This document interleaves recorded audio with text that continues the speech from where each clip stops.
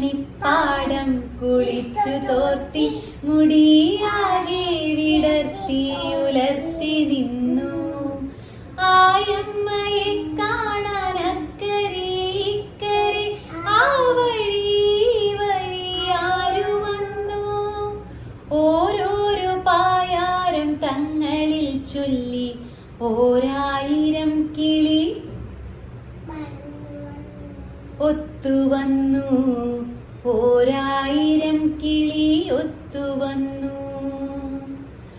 കുഞ്ഞിനു തീറ്റി കൊടുത്തുകൊണ്ടേ ചില കുട്ടിയോളെ കൂടെ നടത്തിക്കൊണ്ടേ ചുണ്ടു മുറുക്കിച്ചു വന്നുകൊണ്ടേ ഉടുമുണ്ടു മുട്ടോളവുമേറ്റിക്കൊണ്ടേ